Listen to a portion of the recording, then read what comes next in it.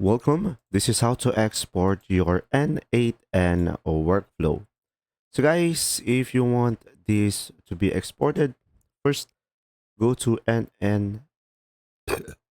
First, go to n8n website and make sure to sign in into your account over here. And now, once you are signed in into your account, you could just simply go ahead and go to one of your workflow. So now, once you have provided or build your workflow, in order for you to export your workflow, of course, you need to save it first. And once you have saved it, you just simply select the three dots over here, and you will have an option over here, download. So guys, from here, when you click on download, you should be able to have a JSON file. And from here, you should be able to export your workflow, and you can load it up on other platforms that you can import with.